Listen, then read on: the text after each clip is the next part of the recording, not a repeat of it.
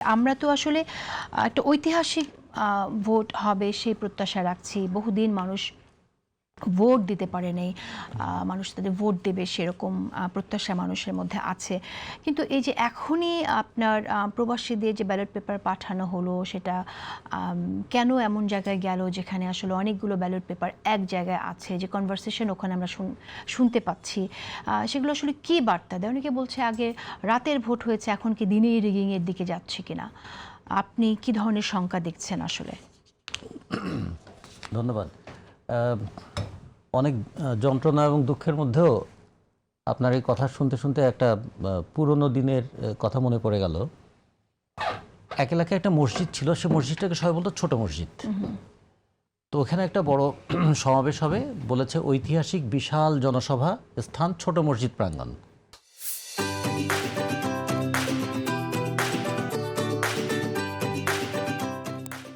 এখন বিশাল জনসভা ছোট মসজিদ প্রাঙ্গণে, তার মধ্যে একটা ঐতিহাসিক ইলেকশন হচ্ছে, খুব ছোট ছোট কিছু বিষয়ে আমাদেরকে আটকে রেখে।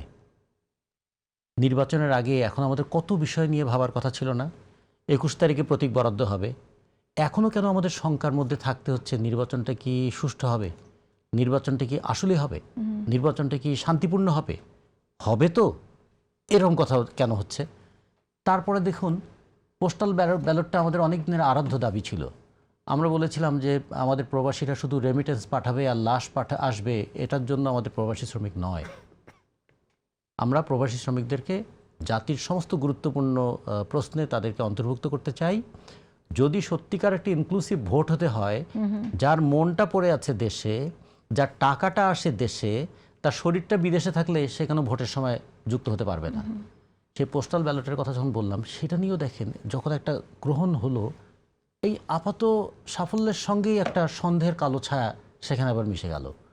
যে পোস্টাল ব্যালট যেখানে যেখানে মানুষ সবচেয়ে বেশি আছে, বাংলাদেশের 5টা দেশে তো ভোটার সবচেয়ে বেশি, সেই আরবের দেশগুলোর মধ্যে ইতিমধ্যে দুটো খবর এরকম বেরিয়েছে যে একাধিক ব্যক্তির বাড়িতে অনেকগুলো পোস্টাল ব্যালট পাওয়া গিয়েছে। এটা একটা প্রশ্ন, কেমন করে গেল, কার মাধ্যমে গেল, সেটা একটা প্রশ্ন। দ্বিতীয়ত, এই ব্যালটের ছবি দেখতে গিয়ে কিন্তু কিছু প্রশ্ন তৈরি হলো, যে সেখানে সিকোয়েন্সটা যেভাবে সাজানো হয়েছে বিভিন্ন দলের প্রতীকের, এটা নিয়েও কিন্তু ইতিমধ্যে প্রশ্ন উঠেছে। এটা কি বিবেচনায় সাজানো হলো? এটা কি অ্যালফাবেটিক্যালি সাজানো হয়েছে, নাকি দলের গুরুত্ব বিবেচনায় সাজানো হয়েছে, নাকি নিজেদের পছন্দ অনুযায়ী সাজানো হয়েছে? এটা কি কোনো সায়েন্টিফিক নর্মস মেনটেন করা হয়েছে, নাকি আমার ইচ্ছার প্রতিফলন ঘটানো হয়েছে? এগুলো নিয়ে বিতর্ক হচ্ছে। আপনার বিশ্লেষণ কি বলে আসলে কেন এটা হলো? কোন ক্যাটাগরিতে আমি দেখলাম যে বিএনপির পক্ষ থেকে একটা অভিযোগ, এটা কোন ক্যাটাগরিতে পড়ছে না। যেমন আমি দেখলাম ব্যাখ্যাও শুনলাম যে ম অক্ষরে 15টা প্রতীক আছে। এই 15টা প্রতীকের তাহলে তার সিকোয়েন্সটা কিভাবে হবে? ধরুন, যদি আমি ময়ের কথাটা বললাম, যেহেতু আমাদের প্রতীক মই, সেই দিক থেকে আমি হিসাব করলাম। এইরকম অন্যান্য দলও ভাবতে পারে। সেটা হয় একভাবে, যেমন ধরেন আপনি অ্যালফাবেটিক্যালি যদি আমরা ইংরেজি বর্ণমালা ধরি, তাহলে এ দিয়ে যেটা শুরু হচ্ছে, এরপর যদি সেখানে আরেকটি এ থাকে সেটা শুরুতে আসবে, এরপর যেটা আসবে এ বি সেটা থাকবে পরে, সেভাবে থাকতে পারে। হ্যাঁ, ধরুন আমি যে কথাটা বললাম, প্রশ্নটা এরকম এসে যেতে পারে। ধরুন ম দিয়ে আমার 15টা আছে, আমি পেপারটা যখন ভাঁজ হবে, ভাঁজের কোনায় একটা ফেললাম আর ভাঁজের একদম সামনে একটা ফেললাম। এটা কি ইচ্ছা করে ফেললাম, নাকি এটা আমার ম্যাথামেটিক্যালি আমি যেটা সাজানো তার মধ্যে দিয়ে ফেললাম? এটা নিয়ে একটু আলোচনা, সন্দেহ হতে পারে। নিশ্চয়ই যারা এগুলো নিয়ে ভাবছেন তারা এই প্রশ্ন যখন উঠেছে, প্রশ্নের উত্তরটা অনিচ্ছাকৃত করলাম নাকি আসলে ম্যাথমেটিক্যালি বুঝে শুনে এই ধরনের একটা কাজ করলাম, সেই ব্যাপারটা সেটা একটা দিক। কিন্তু এটার চেয়ে তো গুরুত্বপূর্ণ বিষয় হলো যে একটা ব্যালটে অনেকগুলো প্রতীক, আর একটাতে একটু জায়গা খালি আছে, তাহলে দুটোতে কি সমান সমান করা যেত না? তাহলে কি স্পেস একটু বাড়তো না? এগুলো প্রশ্ন থাকতে পারে। তা যাক, ওই প্রশ্নটা পরে। কিন্তু প্রথম যে প্রশ্নটা, ব্যালটটা পাওয়া গেল কিভাবে, গেল কিভাবে, এটার একটু উত্তর বের করতে হবে। 2 নম্বর হচ্ছে, আমরা গুরুত্বের দিক থেকে বললাম যে এটা হচ্ছে এবার এ যাবৎকালের ঐতিহাসিক নির্বাচন, শ্রেষ্ঠ নির্বাচন। আমরা বলছিলাম ঐতিহাসিক নির্বাচন আমাদের দরকার নেই, শ্রেষ্ঠ নির্বাচন আমাদের দরকার নেই, আমরা একটা সুষ্ঠু নির্বাচন চেয়েছিলাম। আমাদের সমস্ত আন্দোলন কেন্দ্রীভূত হয়েছিল শেষ পর্যন্ত যদি 3টা দাবিতে দেখি।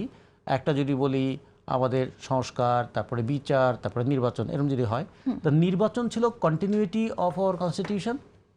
নির্বাচন ছিল অভ্যুত্থান পরবর্তী কর্মকাণ্ডগুলোর আইনি স্বীকৃতি দেওয়ার জন্য নির্বাচন এবং পার্লামেন্ট। রাইট। ফলে এটা ছাড়া এটা হচ্ছে না। এই সময়টা যত প্রলম্বিত হবে তত আমি বলবো বিশৃঙ্খলাও বাড়বে, সরকারের যে নিয়ন্ত্রণহীনতা সেটা আরও স্পষ্ট হচ্ছে, এবং নিয়ন্ত্রণহীন সরকারের অধীনে যে কাজগুলো হচ্ছে সেগুলো দায় শেষ পর্যন্ত কে নেবে? আমাদের উপদেষ্টাদের তো অনেকেই তো দ্বৈত নাগরিক, তারা তো বিদেশ থেকে এসছেন, তারা তো একটা ঝুট ঝামেলা হলে বাইরেই চলে যাবেন, কিন্তু আমরা যারা দেশেই থাকবো ঝামেলাটা তো আমাদের কাঁধেই থাকবে। এই প্রশ্নটা মানুষের মধ্যে এসছে।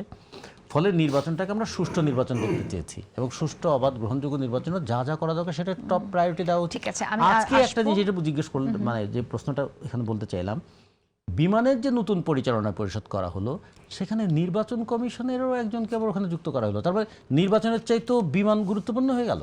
এই আর একটা মাস, তাকে কেন বাড়তি দায়িত্ব দেওয়া হলো? হ্যাঁ, আর একটা মাস তো, আজকে জানুয়ারি মাসের 15 তারিখ, ফেব্রুয়ারি মাসের 12 তারিখের নির্বাচন। এই সময়ের মধ্যে বিমান কি মুখ থুবড়ে পড়ে যেত? ফলে এটা ছোট ঘটনা, কিন্তু এটা একটা ইন্ডিকেটিভ ঘটনা যে নির্বাচনকে আসলে যতখানি ঐতিহাসিক বলা হচ্ছে ততখানি আসলে কি করে এই গুরুত্বপূর্ণ নিয়োগগুলো দেওয়া হচ্ছে সেই প্রশ্নটা আসছে।